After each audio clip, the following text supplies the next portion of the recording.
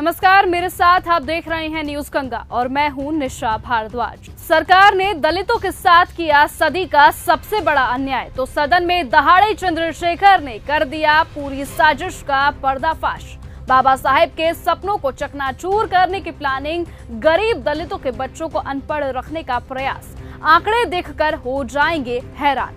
एक एक दलित संसद के सच से उठ गया पर्दा, सरकार के झूठ का हो गया खुलासा। अब होगी चंद्रशेखर आजाद को रोकने की कोशिश। देश में सबसे बड़ी संख्या दलित और आदिवासी की है, इसीलिए हर चुनाव में उनके वोट लेने के लिए हर पार्टी साम दाम दंड भेद हर प्रकार के प्रयास करती है। लेकिन उसके बाद भी क्या कोई उनकी तरफ मुड़कर देखता है? इसका जवाब हम आपको आज की इस वीडियो में देंगे। किस तरीके से पीछे के दरवाजे से सरकारें दलितों को ठग रही हैं और उनके बच्चों के भविष्य को अंधकार में धकेल रही हैं। चंद्रशेखर आजाद ने जो खुलासा संसद में किया है उसे हम आपको आंकड़ों के साथ समझाएंगे, लेकिन उससे पहले आपको चंद्रशेखर आजाद का वो बयान सुन लेना चाहिए जिसमें उन्होंने इस अन्याय से पर्दा उठाया है। जब तक बेटियों की रक्षा नहीं होगी तब तक सर देश मजबूत नहीं होगा। मैं वित्त मंत्री से मांग करूंगा कि जो मैंने सवाल उठाए जब वो जवाब दे तो इन पे बताएं कि कटौतियां क्यों की, कि SC/ST के पढ़ने का अधिकार छीन के सरकार तरक्की कर सकती है। चंद्रशेखर आजाद ने और भी पत्ते सरकारी दोगलेपन के खोले हैं जो आगे आपको बताएंगे, लेकिन उससे पहले आसान भाषा में समझाते हैं कि सरकारें कैसे चोर दरवाजे से दलितों की जेब काट रही है। सरकार ने इस साल के बजट में दलित महिलाओं के लिए एक स्कीम पेश की जिसके तहत वो दलित महिलाओं को उद्योग लगाने के लिए 2 करोड़ रुपए तक की लोन देगी। लेकिन इसका जमीन पर क्या होगा असर, वो पिछले साल की स्कीम में आपको समझ आ जाएगा। 2024 से 2025 के बजट में सरकार ने दलितों के लिए एक योजना लेकर आई थी जिसका नाम था अनुसूचित जाति अभू योजना, जिसके लिए सरकार ने अलग से 240 करोड़ रुपए का बजट रखा था।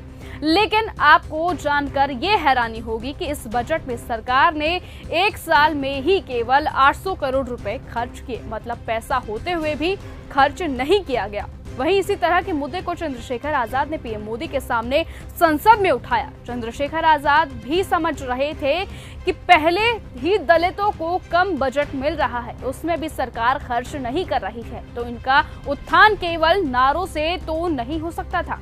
इसको आपको एक उदाहरण से समझाते हैं। पिछले बजट में भी सरकार ने दलित, आदिवासी और पिछड़े छात्रों के लिए 1836 रुपए की स्कॉलरशिप देने के वादे रखे थे, लेकिन उसमें भी 500 करोड़ रुपए बचा लिए और पूरे साल में केवल 1381 करोड़ रुपए ही खर्च किए। पिछली बार सरकार ने दलित छात्रों को पोस्ट मैट्रिक स्कॉलरशिप के लिए भी 63,060 करोड़ रुपए आवंटित किए थे, लेकिन इसमें भी सरकार ने 860 रुपए खर्च में बचा लिए और केवल 5,500 करोड़ रुपए ही खर्च किए। जो पैसा सरकार ने खर्च नहीं किया वो इतने हैं कि इससे कई हजार दलित छात्रों को स्कॉलरशिप देकर विदेशों में पढ़ने भेजा जा सकता था।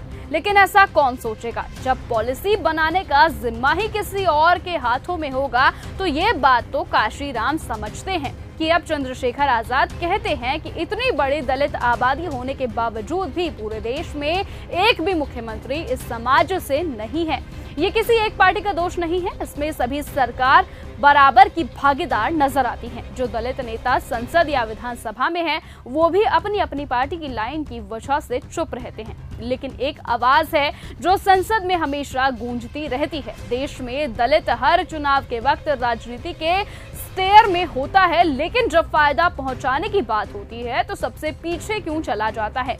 ये कभी शांत में बैठकर सोचना होगा और उसका क्या हल हो सकता है ये भी सोचना होगा। लेकिन उससे पहले कमेंट करके अपनी राय देकर जरूर जाना कि चंद्रशेखर आजाद ने जो मांग उठाई है वो सही है या गलत। फिलहाल आज की इस वीडियो में सिर्फ इतना ही। देश और दुनिया की तमाम बाकी खबरों से जुड़े रहने के लिए आप ऐसे ही बने रहें और देखते रहें चैनल न्यूज गंगा। नमस्कार। ऐसी ही खबरों को सुनने और देखने के लिए सब्सक्राइब करना बिल्कुल मत भूलिएगा चैनल न्यूज गंगा। खबरें अच्छी लगी तो लाइक का बटन दबाना बिल्कुल मत भूलिएगा। कमेंट बॉक्स में टाइप भी कर सकते हैं और हाँ, शेयर करना भी बिल्कुल मत भूलिएगा।